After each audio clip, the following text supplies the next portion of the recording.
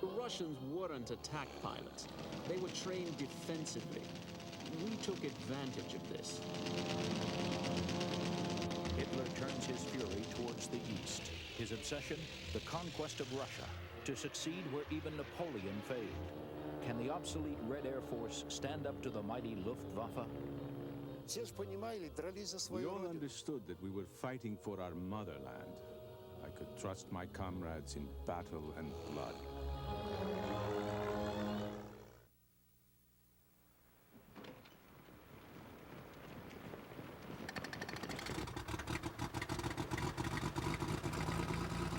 June 22nd, 1941. Operation Barbarossa. The German invasion of Russia begins. It is a surprise attack in violation of the non-aggression pact between Germany and the Soviet Union. Luftwaffe pilots are commanded to destroy the enemy on the ground and in the air. It is a quiet Sunday morning. The Russians are taken completely by surprise. Russia becomes a killing ground.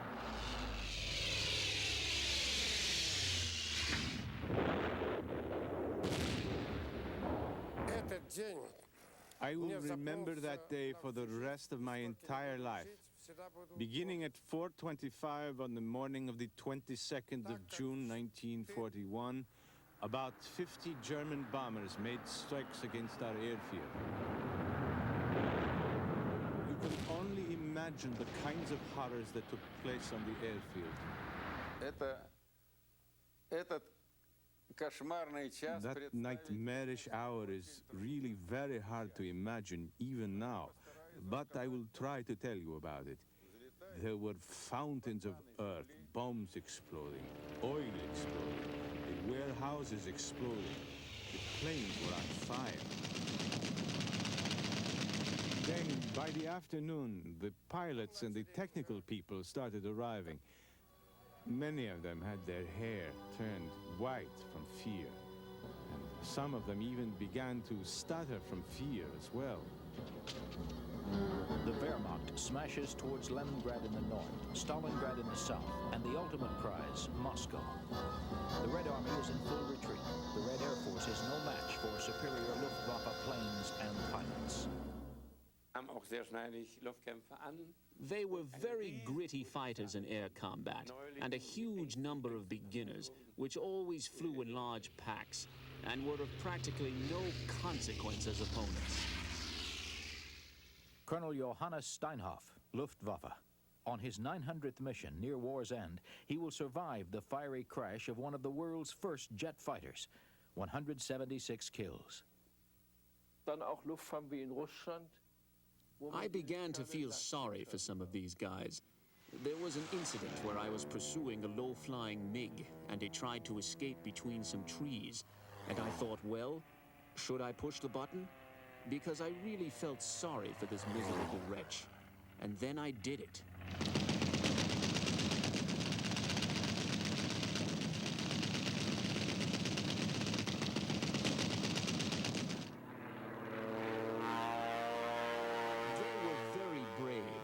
In the first day of the war with Russia, I saw bombing units who were down to the last plane, and the last bomber flew until he was shot down. Major Erich Hartmann, Luftwaffe. The Russians call him the Black Devil. He will tally 352 confirmed kills and ranks as the world's top ace. Polenkrieg war in 8 Tagen erledigt durch absolute Luftherrschaft. Poland was finished in 8 days through air attacks. Then France was finished in 6 weeks through absolute mastery of the skies. Then Norway in 2.5 weeks, and then Russia. And in the first 3 months, we had an absolute mastery of the skies. As far as I was concerned, the Russians were finished. In the first week, 4,000 Soviet planes are destroyed.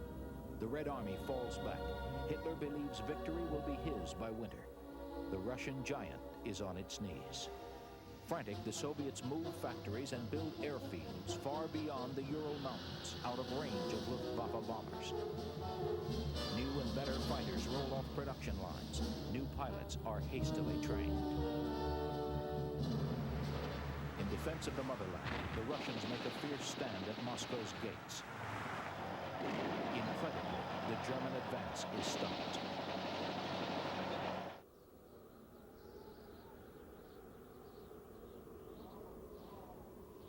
Russia finds a powerful ally. Winter begins. It is a vicious, merciless onslaught of ice and snow. Adolf Galland, 4 times decorated by Hitler himself. He is the Luftwaffe's youngest general, 104 kills.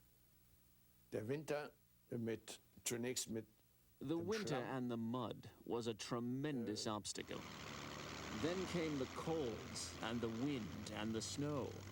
And these were tasks for which the Luftwaffe was not at all prepared. Ну, холодная погода, конечно. You had to have special equipment in order to warm up the engines, to warm them up quickly. That, of course, was very hard. Die großen Probleme, die für den Piloten geblieben sind, And there were problems for the pilots too, like taking off and landing in deep snow, for instance. Today's pilots couldn't possibly imagine the conditions under which we had to fly. The mud, the snow, rocks. It was also a bad winter for us, too. And anyway, who starts a war without knowing what weather conditions he's facing in that particular country? As winter tightens its grip, Red Air Force pilots keep coming. They take a vow to fight to the last drop of blood and breath and to conquer, forward to victory. We fighter pilots at that time, we didn't think about death. We only thought about defending our motherland, because that is the way we were brought up. The fierce Russian resolve and brutal Russian winter take their toll. Hitler is forced to halt the advance on Moscow. The Russians stand ready as Hitler turns his eyes south to Stalingrad. July 1942, Operation Edelweiss. Hitler commits a huge field army against the Russians, pledged to stand firm or die. Stalingrad becomes a charnel house, block by block, house to house. Every foot of ground is paid for in blood.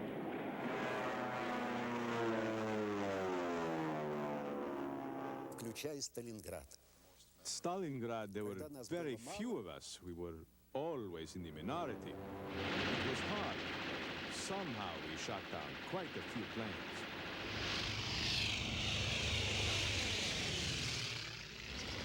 Over Stalingrad, the Red Air Force is reborn.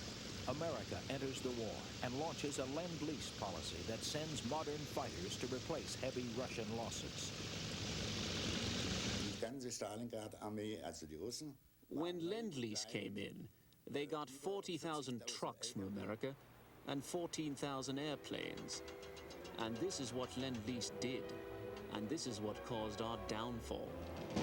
Suddenly, Luftwaffe dominance of the sky is no longer assured. German pilots must deal with a new breed of ground attack aircraft, like the Stormovik. The Russians flew a combat bomber, which we called the cement bomber, or the IL-2 Stormovik, which was difficult to shoot down because it was an unusually heavily armored aircraft. The best way to bring it down was to either shoot up at the wings or the horizontal stabilizer by flying in as close as possible before firing. You had to know where to aim in order to bring it down. The dangerous aspect of the Stormovik consisted in the fact that it had a rear gunner. Now the Soviets have potent weapons and use them with immense courage.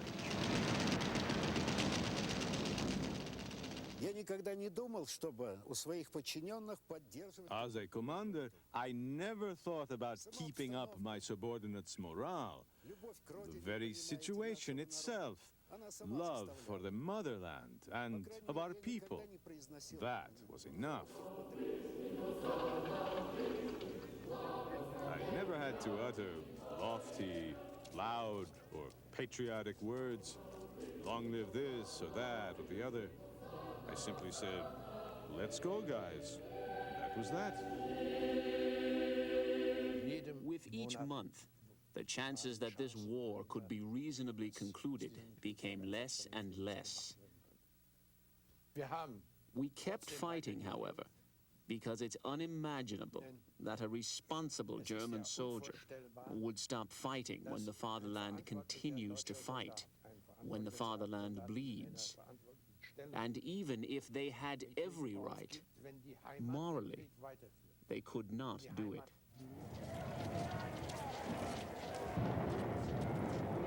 The German army is stalemated at Stalingrad.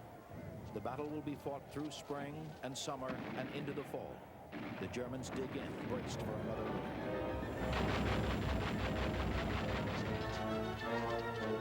The Russians have other plans. A massive counterattack. November 18, 1942. 1 million Soviet soldiers, more than 1,000 planes, and 900 tanks are ready. The Red Air Force gives its best pilots the P-39 Airacobra, newly acquired from America.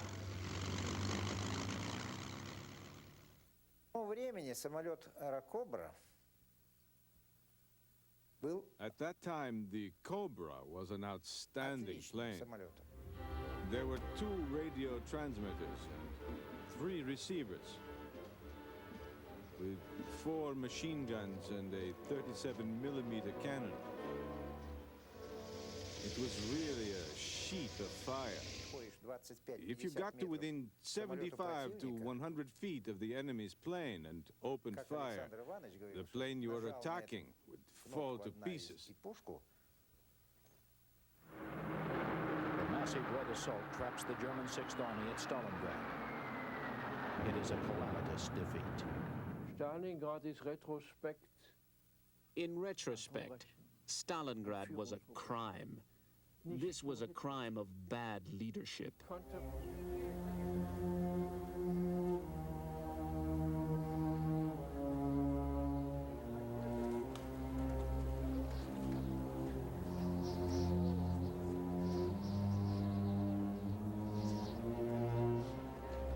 How could they leave 320,000 soldiers to their fate without any pity?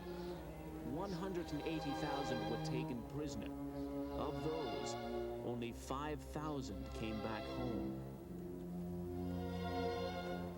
Hitler, livid and desperate, forces his generals to launch Operation Citadel, his plan to salvage the Russian campaign. Nothing will be spared. It will be a battle of titanic proportions.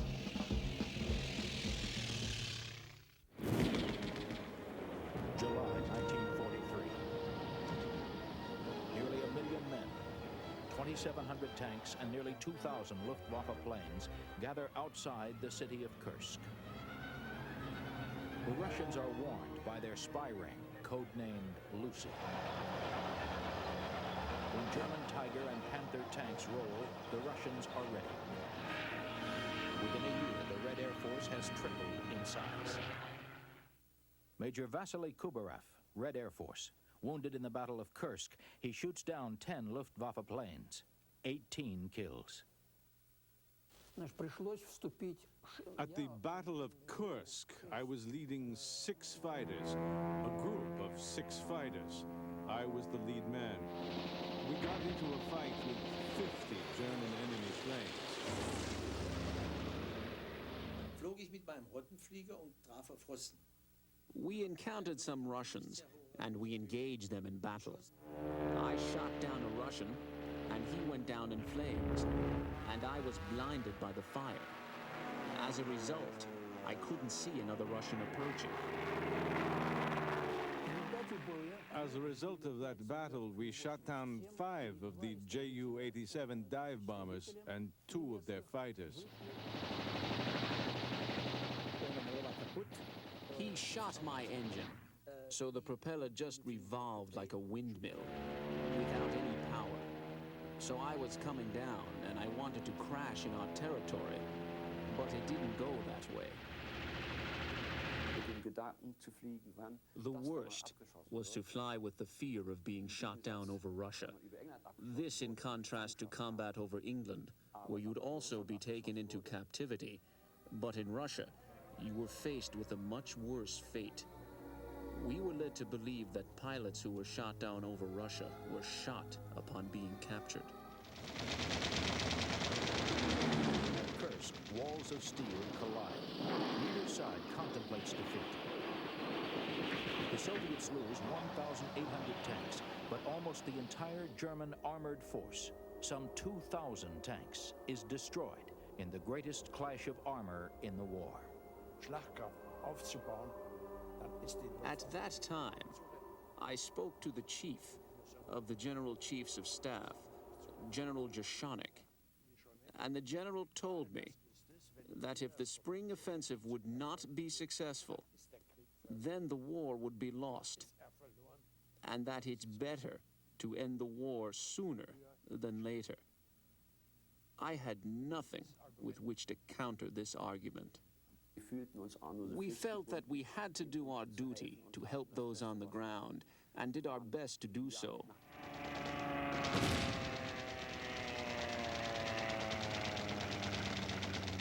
We were like hunted rabbits, and tried to attack, and tried to save that which we could. But we've known for some time that we couldn't win the war. We had the advantage. The Germans, who before would engage any number of planes in a group in battle, wouldn't take on any formation of ours if they had less planes. If they had less planes, they would simply leave. We had already caught them. We realized that the offensive had reached a standstill. We weren't getting any further. The Soviets were much stronger than we were led to believe by our high command.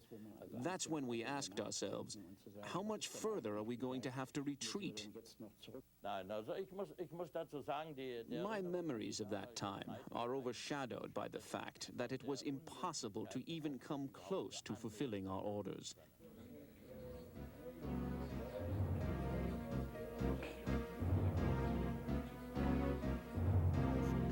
The question of motivation at this time should be seen as such. We had our more experienced colleagues who set an example and told us why we were there and what our duty was. This word duty was very important to us. But just a sense of duty is not enough. You have to convince yourself that what you're doing will ultimately be successful, and that what one did made sense. Captain Arseny V. Vorozhikin, Red Air Force. He is one of the top Soviet fighter pilots with 52 kills. Popular wisdom says that there are 3 features of human character which are tested and tried in only 3 cases. Friendship when you're in trouble, courage in battle, and wisdom in rage. Rage was boiling up inside of us. I felt helplessness, hatred. I wanted from the top to charge into that mass of German bombs.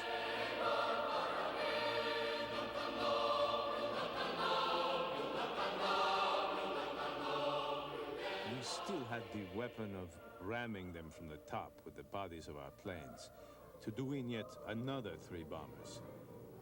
The decision was taken. When we turned, the enemy met us with a rapid-fire, head-on attack. I aimed right at the leading plane, at the flag plane, hit him from the top with the propeller, and a speedy attack head-on, and then wait for the strike, for the blow. But there was no hit.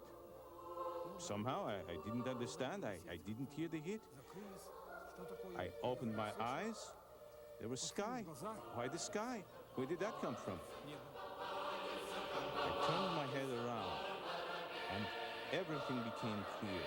Those huge, enormous, colossal planes had been unable Those multi-ton bombers had been unable to resist our offensive, our head-on attack. And like butterflies, they fluttered away through the skies, dumping the bombs on their own troops. In that battle, our nerves and our will towards victory turned out to be stronger than the steel of the Germans. As winter approaches, it is clear that Hitler's Operation Citadel is a disaster. For the first time, the momentum of the German advance is halted. The Red Air Force controls the sky.